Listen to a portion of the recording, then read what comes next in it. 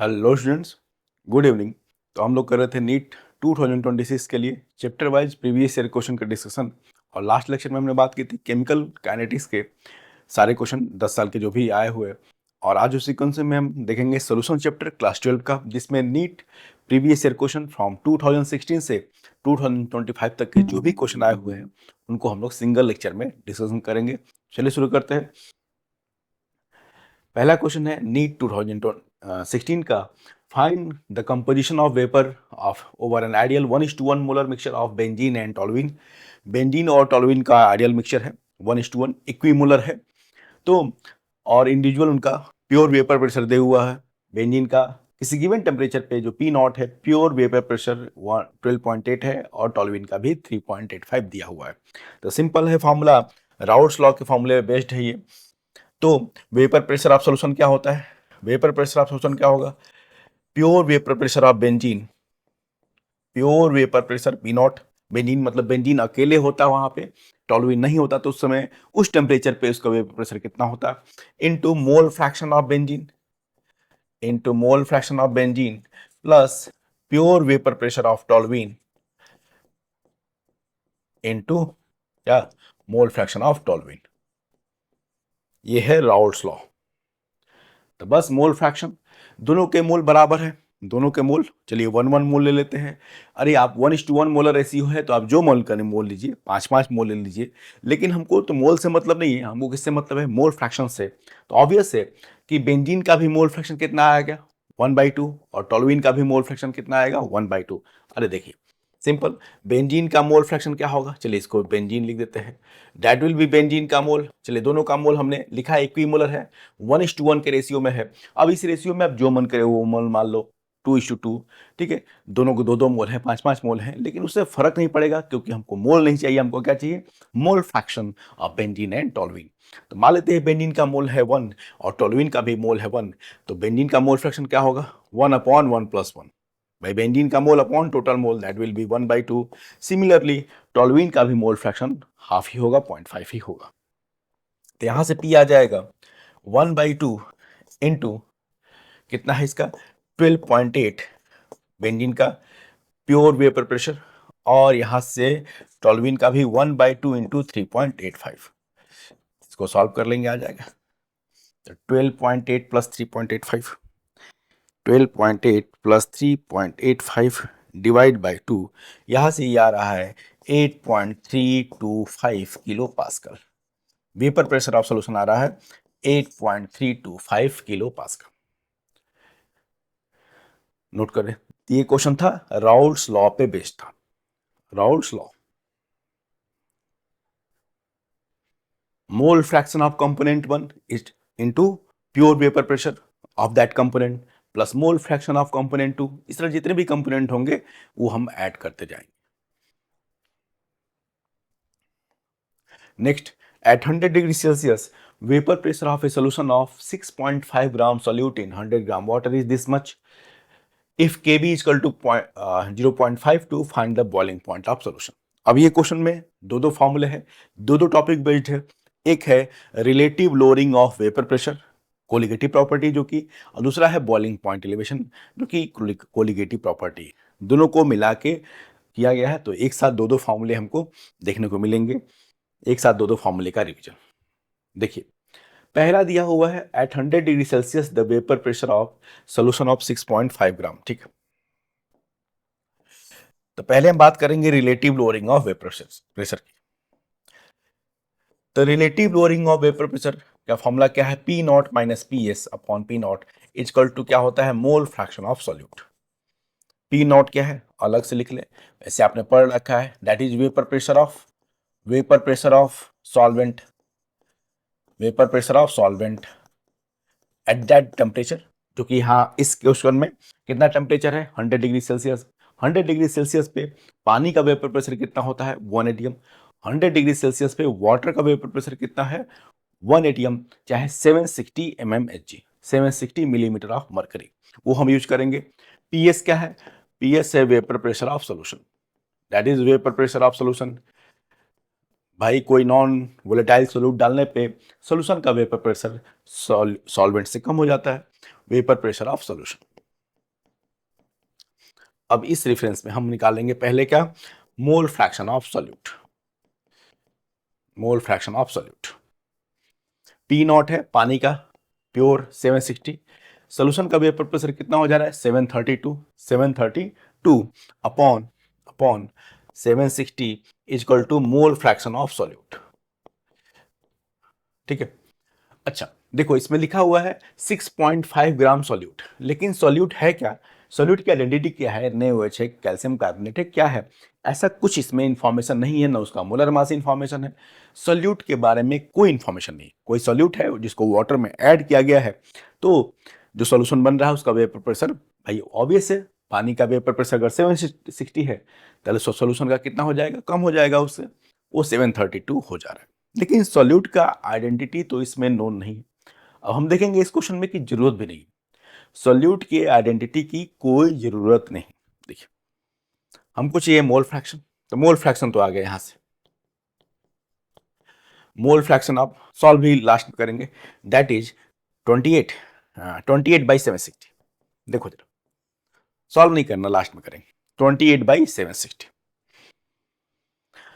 अब जरा देखो, मोल फ्रैक्शन ऑफ सॉल्यूट होता क्या है, that is equal two moles of solute upon moles of solute plus solvent. यही तो होता है मोल फ्रैक्शन ऑफ सॉल्यूट, होगा क्या, moles of solute upon moles of solute plus moles of solvent. तो अब हम मान लेते हैं लेट, अच्छा दूसरा फॉर्मूला है बॉइलिंग पॉइंट एलिवेशन की बात की गई है, तो बॉइलिंग पॉइंट एलिवेशन का फॉर्मूला क्या है, डेल्टा टीवी इक्वल टू क्या होता है, KB into molality, KB into molality of solution, KB into क्या होता है, मोलालिटी ऑफ सोल्यूशन। केबी है बॉइलिंग पॉइंट एलिवेशन कांस्टेंट, चाहे उसको बोलते हैं इब्लोस्कोपिक कांस्टेंट। अब देखो मोलालिटी हमको चाहिए, अब देखो भैया ये तो हमने निकाल लिया, मोल फ्रैक्शन ऑफ सॉल्यूट निकाल लिया, बस इसको मोलालिटी में कन्वर्ट करना है, मोलालिटी चाहिए, मोल फ्रैक्शन ऑफ सॉल्यूट निकाल चुके हैं 28/760, 28/760 दैट इज, मोलालिटी क्या होता है, moles of solute upon mass of solvent, जो कि वाटर है यहाँ पे, moles of solute upon mass of solvent in kilogram. अब उस पर फोकस करना है, देखिए let moles of solute equal to 28, तो मोल्स ऑफ सॉल्वेंट कितना होगा, मोल्स ऑफ सॉल्वेंट कितना होगा, भाई सॉल्यूट का मोल 28 है, दोनों का मिला के 760 है, तो सॉल्वेंट का मोल कितना हो जाएगा 760 माइनस 28, 760 माइनस 28 दैट इज 732, जो कि सॉल्वेंट क्या है, वाटर, सॉल्वेंट क्या है, water, mass of solvent, mass of solvent by mole into molar mass, 730 into 18, अरे वाटर है भाई, वाटर का मोलर मास 18, ये ग्राम में हो गया, ये हो गया ग्राम में। अब आ गया answer, molality moles of solute upon mass of solvent, kilogram में कर लेंगे इसको, डेल्टा टीबी, डेल्टा टीबी कितना आ गया, बॉइलिंग पॉइंट एलिवेशन आ गया, delta T B equal to K B into M 0.52 into molality 28 upon 732, ठीक है, इंटू 18 बाई 1000 करेंगे, उस 1000 को यहाँ मल्टीप्लाई कर दो, उस 1000 को यहाँ मल्टीप्लाई कर दो, ये आ जाएगा यहाँ से बॉइलिंग पॉइंट में कितना एलिवेशन हुआ। ठीक है, हाँ एलिवेशन नहीं, एक्चुअल बॉइलिंग पॉइंट पूछा गया है, देखते हैं पहले एलिवेशन निकाल लें भाई, पढ़ा हमने सॉल्यूट ऐड करने पे क्या होता है, बॉइलिंग पॉइंट बढ़ जाता है, फ्रीजिंग पॉइंट कम हो जाता है, उसके भी आगे क्वेश्चन देखेंगे। एलिवेशन बॉइलिंग पॉइंट है फिलहाल 0.52 इंटू 28 इंटू 1000 डिवाइड बाई 732, ये आ रहा है 1.105, 1.105। अब देखो पूछा क्या गया है भाई, ये तो बॉइलिंग पॉइंट में एलिवेशन इतना आ गया है, पूछा गया है एक्चुअल बॉइलिंग पॉइंट, क्या पूछा गया है, actual boiling point of solution. तो हम जानते हैं डेल्टा टीबी इक्वल टू क्या होता है, that is boiling point of solution, ये तो हुआ सॉल्यूशन का बॉइलिंग पॉइंट प्योर सॉल्वेंट से ज्यादा होता है, boiling point of solution minus boiling point of solvent, boiling point of solvent, तो आने गया यहां से बॉइलिंग पॉइंट ऑफ सॉल्यूशन कितना हो जाएगा, अगर सॉल्यूशन का बॉइलिंग पॉइंट टीबी है that will be equal to delta T B plus boiling, तो बॉइलिंग पॉइंट ऑफ सॉल्वेंट, तो पानी का बॉइलिंग पॉइंट है 100, 100 में हम एलिवेशन जोड़ देंगे 100 प्लस 1.105, तो 101.105 डिग्री सेल्सियस आ गया answer. This is the answer. 101 TB is क्या है, बॉइलिंग पॉइंट ऑफ सॉल्यूशन, ये आ गया। ये आ गया बॉइलिंग पॉइंट ऑफ सॉल्यूशन। भाई वाटर का बॉइलिंग पॉइंट 100, उससे उतना बढ़ गया 1.105 बढ़ गया वो, नोट कर लो इसको। मेन इसमें क्या था क्वेश्चन में कि पहले हमको मोल फ्रैक्शन निकालना था और उस मोल फ्रैक्शन को करस्पॉन्डिंग मोलालिटी में कन्वर्ट करना था। सॉल्वेंट की सॉल्यूट की आइडेंटिटी की कोई जरूरत नहीं है, कहाँ जरूरत पड़ा, सॉल्यूट की आइडेंटिटी की कोई जरूरत नहीं कि सॉल्यूट था क्या।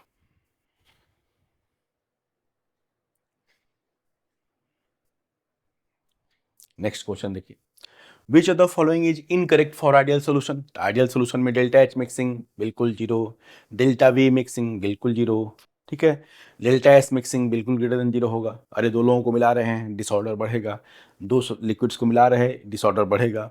डेल्टा जी मिक्सिंग बिल्कुल गलत है, ये यही है incorrect.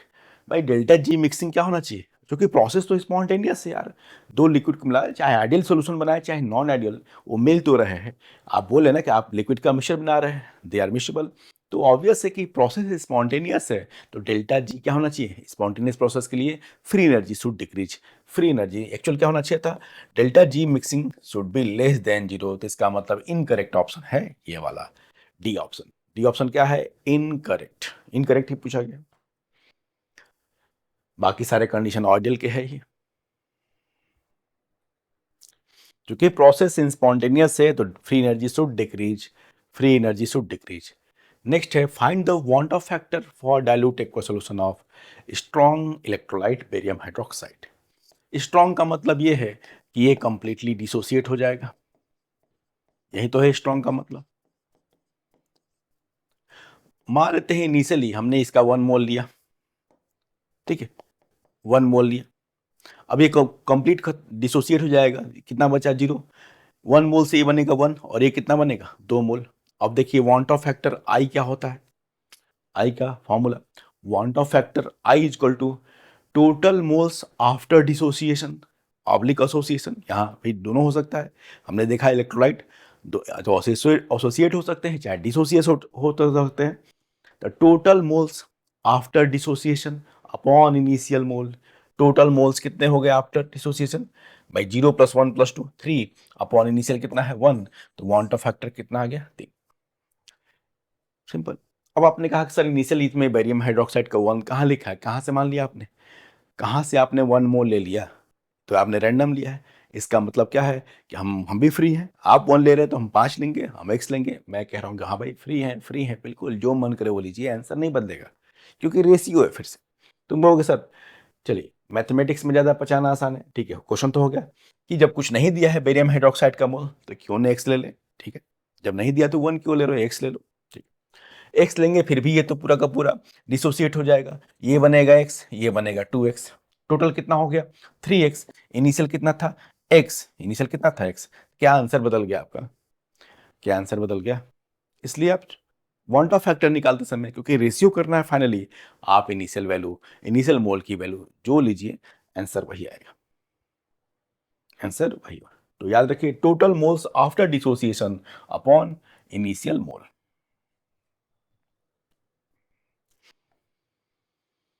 If molarity of dilute solution is doubled the value of depression constant, भाई KF KB की वैल्यू मोलारिटी पे डिपेंड नहीं करती, सॉल्वेंट डिपेंडेंट है, ठीक है, अनचेंज KF KB चाहे बॉइलिंग पॉइंट एलिवेशन कांस्टेंट हो चाहे क्रॉप क्रायोस्कोपिक कांस्टेंट हो, फ्रीजिंग पॉइंट डिप्रेशन कांस्टेंट, इनका मोलारिटी से क्या डिपेंड मतलब है, इंडिविजुअल सॉल्वेंट के नेचर पे डिपेंड करता है, अनचेंज रहेगा। The mixture that forms maximum boiling azeotrope, तो मैक्सिमम बॉइलिंग एजियोट्रॉप कौन बनाता है, मैक्सिमम बॉइलिंग एजियोट्रॉप बनाते हैं वो सॉल्यूशन जो क्या शो करते हैं निगेटिव डेविएशन, सॉल्यूशन वो बनाते हैं जो solution showing negative deviation from Raoult's law, तो हमको बस निगेटिव डेविएशन की बात करनी है, negative deviation from Raoult's law, भाई बॉइलिंग पॉइंट मैक्सिमम कब आएगा? जब वेपर प्रेशर कम आए। जब वेपर प्रेशर मिनिमम आए तो वेपर प्रेशर मिनिमम मतलब क्या होना चाहिए? राउल्ट्स लॉ से निगेटिव डेविएशन शो करना चाहिए उस मिक्सचर को। अब निगेटिव डेविएशन कौन सा है? Ethanol water. अगर हमने पढ़ा, अगर मिक्सचर का एक कंपोनेंट, जैसे दो बाइनरी मिक्सचर है, एक कंपोनेंट कोई अल्कोहल है, यूजुअली एक कंपोनेंट कोई अल्कोहल है, एथेनॉल मेथेनॉल, तो यूजुअली वो क्या शो करते हैं? Positive deviation. हमको निगेटिव वाला खोजना है, ये पॉजिटिव डेविएशन। फिर हेप्टेन ऑक्टेन, ये तो आइडियल सोल्यूशन है। ऑलमोस्ट सिमिलर मोलर मास अगर हो, ऑलमोस्ट सिमिलर मोलर मास हो, पोलरिटी ऑलमोस्ट सिमिलर हो, तो वो लोग करते हैं इस टाइप का मिक्सचर, आइडियल सोल्यूशन बनाते हैं। एसीटोन कार्बन डाइसल्फाइड, अगर एक पोलर हो एक नॉन पोलर हो, एक पोलर हो, दो कंडीशन है, पॉजिटिव की कंडीशन बस बताई गई है, एक एल्कोहल हो दूसरा कोई और मिक्सचर हो।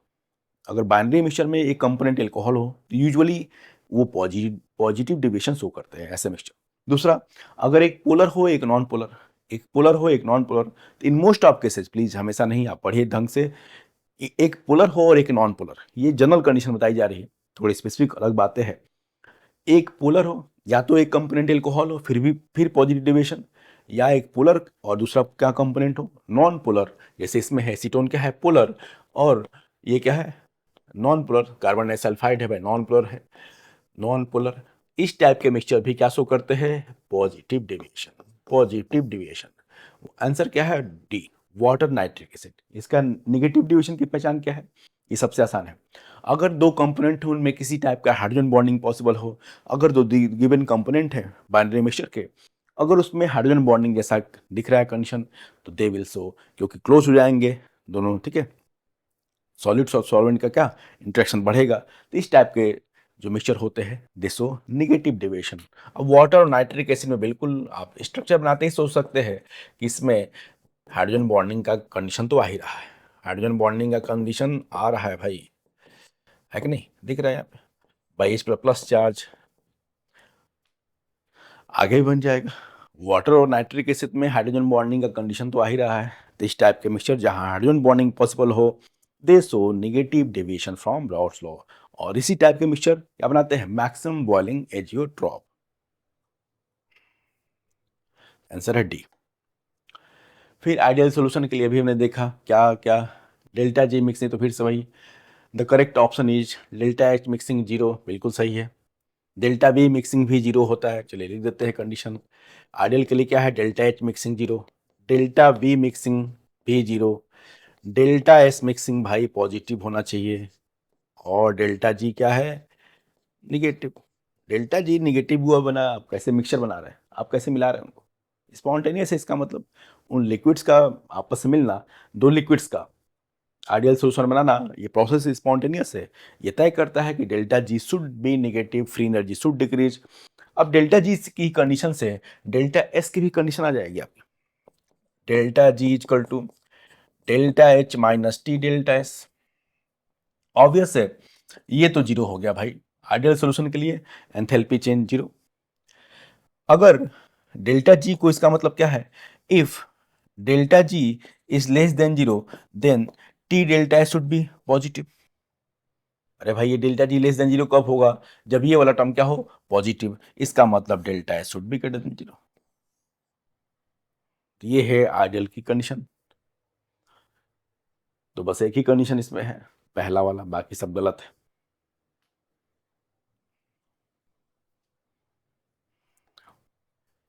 The mixture with show positive deviation, अभी हमने देखा बेंजीन टॉल्यूइन, भाई ये बनाएगा ideal, almost similar molar mass है, पोलरिटी भी सेम है, ये भी आइडियल है, क्लोरोएथेन, ठीक है। अभी हमने देखा कि अगर एक कंपोनेंट क्या हो?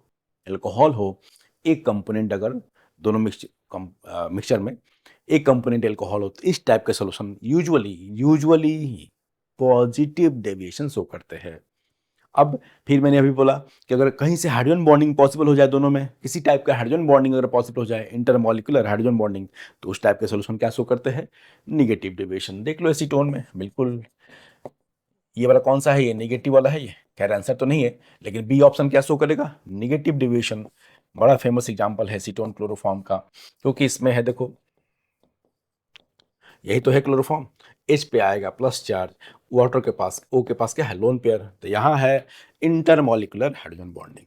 और ऐसे केसेस में क्या होता है, निगेटिव डेविएशन। निगेटिव डेविएशन, बस इंटरमॉलिक्यूलर हाइड्रोजन बॉन्डिंग अगर केस आ रहा है तो वो निगेटिव डेविएशन ही है, इंट्रैक्शन बढ़ जाएगा, तो सोल्यूशन में वेपर फेज में जाने की टेंडेंसी घट जाएगी, वेपर प्रेशर क्या आएगा, कम आएगा, राउल्ट्स लॉ के हिसाब से भी। अच्छा, यहाँ का H पे प्लस लाने में भाई कार्बन और H के बीच में बहुत ज़्यादा ईएन डिफरेंस, इलेक्ट्रोनेगेटिविटी का डिफरेंस नहीं है, फिर भी यहाँ H पे अच्छा खासा प्लस चार्ज क्यों आ रहा है? अगर यहीं पे मेथेन होता CH4 तो कुछ हाइड्रोजन बॉन्डिंग नहीं होती। अगर यहीं पे मेथेन होता तो एसीटोन के साथ कोई हाइड्रोजन बॉन्ड नहीं है, क्योंकि मेथेन में H जो है उस पर plus charge, partial plus charge जो है उतना नहीं आ पाएगा। ये तो महानता है क्लोरीन की। क्लोरीन क्या करेगा? क्लोरीन भाई electronegative minus I effect, chlorine electron withdraw करेगा। क्लोरीन क्या करेगा? इलेक्ट्रॉन विड्रॉ, और क्लोरीन इस कार्बन को डिफिशिएंट बनाएगा, इलेक्ट्रॉन डिफिशिएंट, और कार्बन कहाँ, कार्बन क्या करेगा? फिर कार्बन H से इलेक्ट्रॉन खींचेगा, तो सब खेल क्लोरीन का है। फ्लोरीन भी होता है Fb, तो और अच्छा करता है प्लस चार्ज। कार्बन की इतनी औकात नहीं कि H पे प्लस चार्ज डेवलप कर दें। दिक्कत क्या है, मेन है यहाँ जो ड्राइविंग फोर्स है वो क्लोरीन का माइनस आई इफेक्ट है। वो कार्बन से इलेक्ट्रॉन विड्रॉ करेगा, कार्बन बगल वाले H से इलेक्ट्रॉन विड्रॉ करेगा। हमको तो यही चाहिए।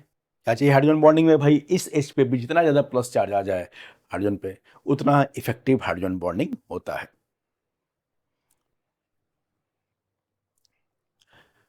The freezing point depression constant of benzene is this much. Find the depression in freezing point of 0.078 molar.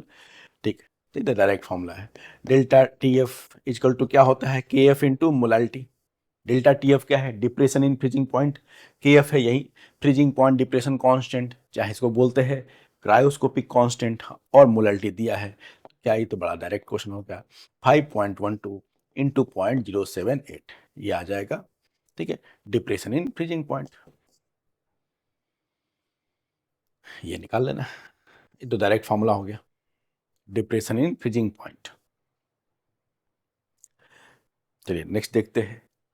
Find the vapour pressure of solution containing benzene in octane. एकदम similar question अभी हमने किया। कितना मिक्सचर है उनका? 3:2 का mixture है। तो बस मान लेते हैं बेंजीन का 3 मोल है और ऑक्टेन का 2 मोल है। बेंजीन का 3 मोल, ऑक्टेन का 2 मोल। अब मोल फ्रैक्शन ऑफ बेंजीन फॉर्मूला तो लिख ही लिया है। मोल फ्रैक्शन ऑफ बेंजीन कितना होगा? बेंजीन के 3 मोल अपॉन टोटल 3/5 हो जाएगा। मोल फ्रैक्शन ऑफ ऑक्टेन कितना होगा? दैट विल बी ऑक्टेन का मोल 2 अपॉन टोटल मोल 2/5। अब डायरेक्ट फार्मूला पता है हमको। डायरेक्ट फार्मूला क्या है भाई? Raoult's law. P equal to P naught of benzene into mole fraction of benzene plus P naught of octane into mole fraction of octane into mole fraction of octane. देखिए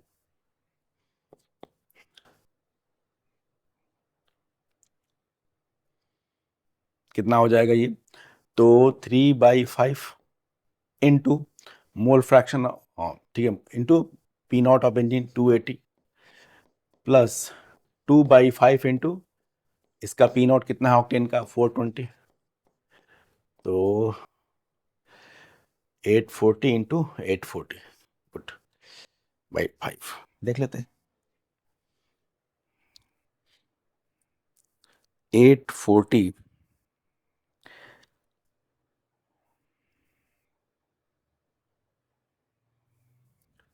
840 into 2/5 यार है 336 mmHg, 336 mmHg।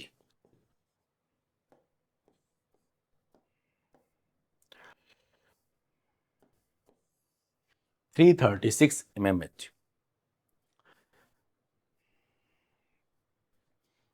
ये क्या है? Solution का vapour pressure. Solution का vapour pressure.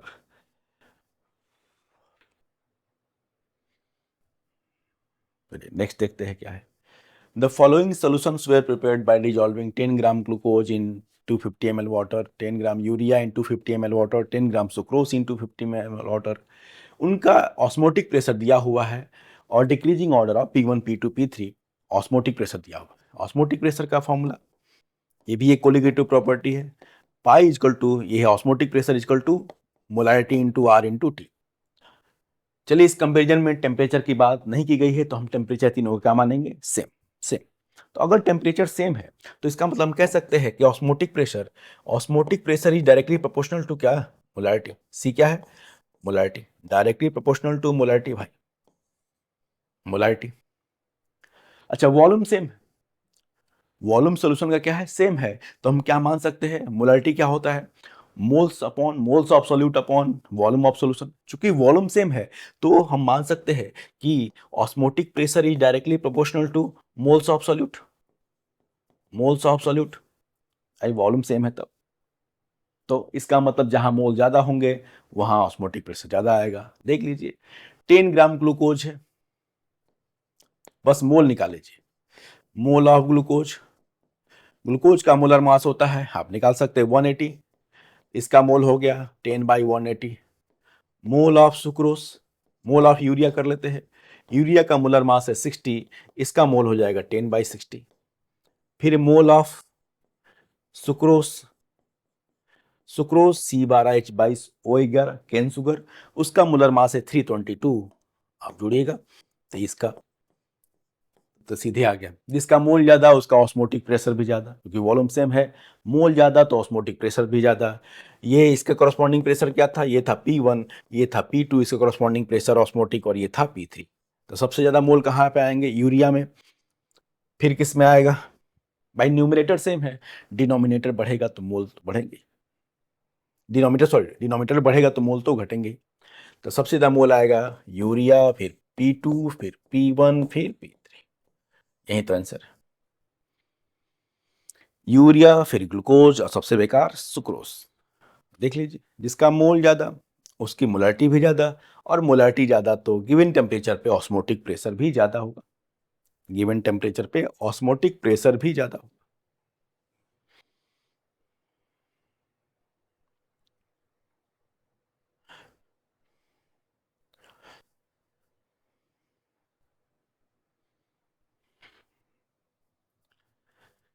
KH value of some gases at some temperature are given, ठीक है, arrange them in increasing order of solubility.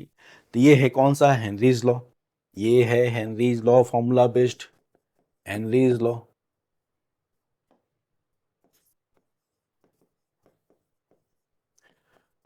P equal to क्या होता है, KH into mole fraction of gas, mole fraction of gas, चाहे बोल सकते हैं solubility of gas. KH है हेनरीज कांस्टेंट, P है मतलब किसी गिवन प्रेशर पे दिख रहा है, अगर इस यहां से दिख रहा है कि प्रेशर अगर फिक्स है, हम यहां ही मानेंगे कि फिक्स प्रेशर पे सॉल्युबिलिटी की बात की गई है। अगर P फिक्स है, if P is same, then mole fraction of gas is inversely proportional to KH। Mole fraction of gas चाहे इसको बोल सकते हैं क्या, सॉल्युबिलिटी ऑफ गैस। अगर प्रेशर फिक्स है तो मोल फ्रैक्शन ऑफ गैस क्या होगा, सॉल्यूशन में जो मोल फ्रैक्शन ऑफ गैस होंगे they will be inversely proportional to Henry's constant for that component. तो देख लो जिसका KH ज्यादा, जिसका KH ज्यादा उसकी सॉल्युबिलिटी सबसे कम होगी। तो सबसे ज्यादा सॉल्युबिलिटी KH है ए आर्गन का, तो सबसे कम सॉल्युबिलिटी आर्गन की होगी। उसके बाद किसका नंबर आएगा, CO2 का। बस वही देखना है, solubility is inversely proportional to KH, solubility is given pressure पे solubility is inversely proportional to KH। फिर किसका नंबर आएगा, CH4 का, और सबसे कम KH है SCHO का, तो सॉल्युबिलिटी इसकी सबसे ज्यादा आएगी। यह है सॉल्युबिलिटी का इंक्रीजिंग ऑर्डर।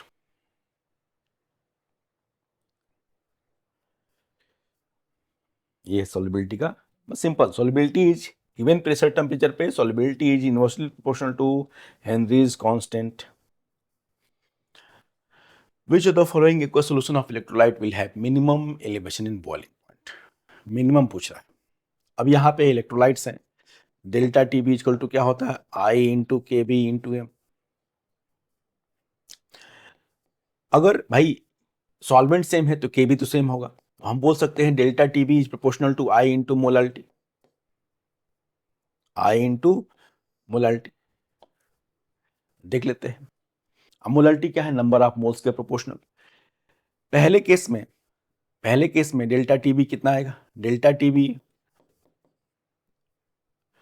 चलिए केबी से मान, केबी भाई पानी है, अगर इक्वल सोल्यूशन है, बिल्कुल लिखा है इक्वल सोल्यूशन, तो केबी तो बदलेगा नहीं, निकालने की जरूरत भी नहीं है। तो पहले केस में डेल्टा टीबी कितना आएगा, केबी, आई कितना होगा NaCl का, अगर NaCl कंप्लीट डिसोसिएट हो जाए तो उसका आई होगा कितना, 2, आई 2 इंटू 0.05, बस यही निकालना है। दूसरे केस में डेल्टा टीबी, ये ए ऑप्शन के लिए हम निकाल लेते हैं, बी ऑप्शन में डेल्टा टीबी कितना आएगा, सॉल्व नहीं करना, कंपेरिजन करना है, के बी इंटू KCl का भी वांट ऑफ फैक्टर आएगा 2, तो 2 इंटू 0.1। तीसरे केस में डेल्टा टीबी विल बी के बी, MgSO4 का भी वांट ऑफ फैक्टर होगा 2 इंटू 0.1, और डी ऑप्शन में elevation in boiling point will be KB तो भाई सॉल्वेंट है, सॉल्वेंट फिक्स, सॉल्वेंट डिपेंडेंट है, सॉल्वेंट है वाटर, वो बदलेगा नहीं, NaCl का 2 इंटू 1। तो क्या पूछ रहा है, विल हैव मिनिमम एलिवेशन, तो सबसे कम वैल्यू कहाँ आएगी देख लेते हैं, ये हो जाएगा 2 इंटू 0.1 KB, ये 0.2 KB, 0.2, चेक कर लेते हैं, ठीक है 0.2, ये भी 2, सबसे कम कहाँ आ रहा है, पहले ऑप्शन, देख लो चेक कर लो, सबसे कम ऑप्शन किस में आएगा, पहले, डेल्टा टीबी की वैल्यू सबसे कम आएगा पहले में।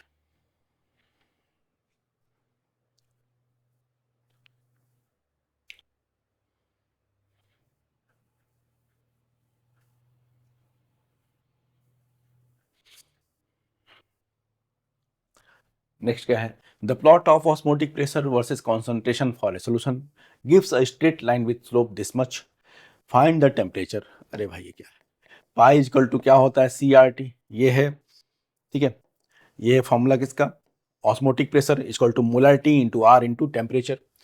तो यहाँ से ऑब्वियस है कि अगर हम पाई और टी में, पाई और किसमें ग्राफ खींचे, कॉन्सेंट्रेशन में, पाई और कॉन्सेंट्रेशन में ग्राफ खींचे तो y इजकल टू mx की लाइन आएगी। देखिए जरा, अगर मान लेते हैं पाई जो है वो y है और कॉन्सेंट्रेशन जो है वो x है, तो ऑब्वियस है अगर इनमें ग्राफ खींचे तो y इजकल टू mx का आएगा, लाइन आएगा, जीरो से पास होता हुआ लाइन, और m क्या होगा वहां पे, जो स्लोप होगा, जो स्लोप होगा उस कर्व का, that will B R into T. देखो जरा, देखो जो स्लोप होगा उस लाइन का, उस लाइन का जो स्लोप होगा that will B R into 2। देखो पाई ऑस्मोटिक प्रेशर, और अगर हम कॉन्सेंट्रेशन में ग्राफ खींचे तो कैसा आएगा, ऐसा, और इसका स्लोप कितना दिया है, स्लोप दिया हुआ है, और स्लोप की वैल्यू है RT, RT की वैल्यू कितनी है 25.73, 25.73 लीटर बार पर मोल। अब R की वैल्यू रखिए, R कितना होता है 1/12 इंटू टेम्परेचर निकालना है, इजकल टू 25.73, क्या दिक्कत है, आर की वैल्यू, अरे लीटर बार पर मोल वाला, ठीक है, ATM लीटर पर मोल 1/12, चाहे 0.0821 लिख दीजिए, अब यहाँ से निकाल दीजिए, तो ठीक कितना आ जाएगा 25.73 इंटू 12, लगभग 300 आएगा, ठीक है कर लेना, यहाँ से केल्विन में आ गया टेम्परेचर, यहाँ से टेम्परेचर केल्विन में आ जाएगा, मतलब ऑस्मोटिक प्रेशर और कॉन्सेंट्रेशन में ग्राफ खींचे, ठीक है, तो क्या आएगा उसका स्लोप, लाइन आएगा, y इक्वल टू mx जैसी लाइन आएगी, और उसका स्लोप क्या होगा RT, स्लोप क्या होगा RT के बराबर।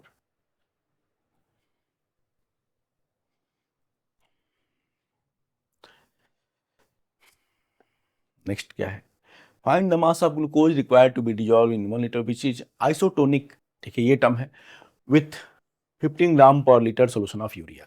आइसोटोनिक सोल्यूशन किसको बोलते हैं, दो ऐसे सोल्यूशन जिसका ऑस्मोटिक प्रेशर क्या हो, सेम हो, ऑस्मोटिक प्रेशर क्या हो, सेम हो, मतलब ऑस्मोटिक प्रेशर ऑफ ग्लूकोज, यहाँ पे ये बोल रहे हैं osmotic pressure of glucose that should be similar to osmotic pressure of urea, ये तो मतलब है, तभी इनको क्या बोलेंगे हम, isotonic solution.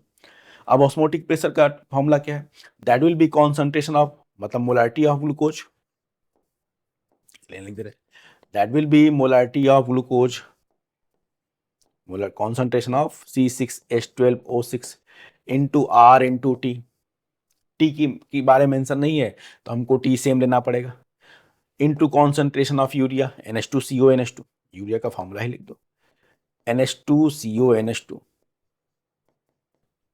Into R into T. अब RT कैंसिल, तुमको सर टी को सेम क्यों ले रहे हैं भाई, क्योंकि टेम्परेचर के बारे में कोई जानकारी नहीं है। अब एक ही इक्वेशन में, इक्वेशन तो एक ही है तो 50 वेरिएबल तो ले नहीं सकते, मैक्सिमम हमारा एक ही वेरिएबल हो सकता है। इसलिए टेम्परेचर को लिखा नहीं कहीं कि सेम है कि नहीं है, लेकिन लेना पड़ेगा। क्वेश्चन यही था। बिल्कुल सोचो जरा, एक ही इक्वेशन में हम मैक्सिमम एक ही वेरिएबल के बारे में बात कर सकते हैं ना, वो वेरिएबल हमारे लिए क्या है, कॉन्सेंट्रेशन। नहीं तो कैसे करोगे, एक इक्वेशन में टेम्परेचर भी वेरिएबल कर दें, कॉन्सेंट्रेशन भी वेरिएबल कर दें, कि सॉल्व कहाँ से हो जाएगा। खैर, तो ये ध्यान देना है, लिखा नहीं है कहीं क्वेश्चन में, थोड़ा सोचना चाहिए अपने आप से भी कि टेम्परेचर सेम लेना ही होगा। तो मतलब दोनों की मोलैरिटी सेम करनी है, बस बस दोनों की मोलैरिटी ही सेम करनी है। मतलब molarity of glucose should be same as molarity of urea. मान लेते हैं ग्लूकोज का मास हमने लिया है x, सॉल्यूशन का वॉल्यूम कितना है 1 लीटर, तो ग्लूकोज का मोल हो जाएगा molar mass 180, moles of glucose upon volume of solution, तो 1 लीटर है ही, ग्लूकोज का मोलर मास 180, यूरिया का मोलर मास 60, यूरिया है 15 ग्राम पर लीटर, तो ये हो जाएगा 15/60, यहाँ से निकाल लेंगे, यहाँ से x कितना आ जाएगा 45 ग्राम, 45 ग्राम, कितना सिंपल कैलकुलेशन है, 45 gram, that should be mass of glucose dissolved in 1 litre solution. दोनों का क्या करेंगे हम, मोलैरिटी ग्लूकोज सोल्यूशन की और यूरिया सोल्यूशन की मोलैरिटी हम सेम कर देंगे।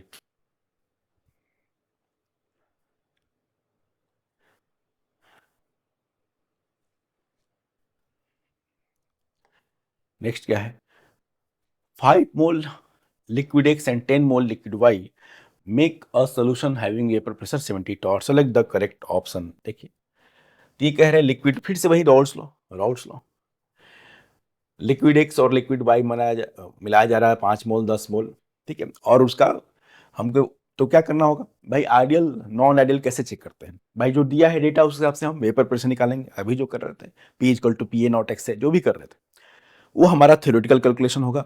दैट इज कैलकुलेशन, हम मान रहे हैं कि दोनों सोल्यूशन एक्स और वाई का जो सोल्यूशन बनेगा मिक्सचर, वो आइडियल बिहेवियर कर रहा है, ये आपने मान लिया, ठीक है, आपने उस हिसाब से राउल्स लॉ के हिसाब से निकाल लिया, लेकिन मानने से तो हो नहीं जाता। अब उसके बाद हम एक्सपेरिमेंटल डेटा चेक करते हैं कि ठीक है, हमने वेपर प्रेशर राउल्स लॉ फॉर्मूले से ये निकाला है, हम आइडियल अज्यूम कर रहे हैं, हो सकता है कि उससे मैच कर जाए, हो सकता है उससे ना मैच करे, ठीक है, हो सकता है जैसे आपका आंसर आ गया 100, एक्सपेरिमेंटल वैल्यू भी 100 है, तो हम बोलेंगे कि हमारा जम्पसन सही है, वो आइडियल बिहेवियर है। ऐसा भी हो सकता है कि आइडियल से डेविएशन हो, आपका आंसर आ गया, पता चला एक्चुअल वैल्यू एक्सपेरिमेंटल वैल्यू कितनी है 100 और आपका आंसर आ गया 80, इस केस में क्या बोलते हैं हम, निगेटिव डिविएशन।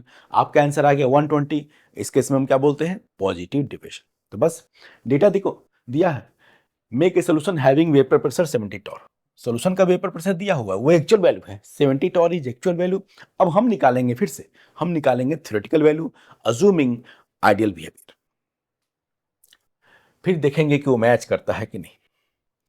हम निकालेंगे सोल्यूशन का आइडियल प्रेशर, ठीक है, तो कितना हो जाएगा, that will B P not of x 63, mole fraction of x कितना होगा, that will B mole fraction of x क्या होगा, moles of x upon total mole, 5/15 हुआ कि नहीं भाई, 5/15 प्लस 78 इंटू 10/15, और एक्स का मोल फ्रैक्शन क्या होगा, एक्स का मोल अपॉन टोटल मोल, ठीक है, ये हम निकालेंगे वेपर प्रेशर एज्यूमिंग कि वो आइडियल सोल्यूशन बनाते हैं, फिर बाद में मैच करेंगे, देखेंगे।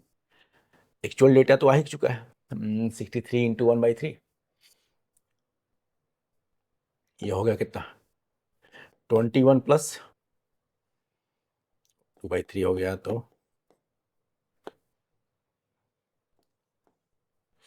52।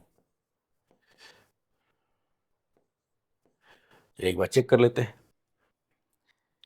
ठीक है, एक बार इसको तो हो जाए 63 डिवाइड बाई 3, 78 इंटू 2/3,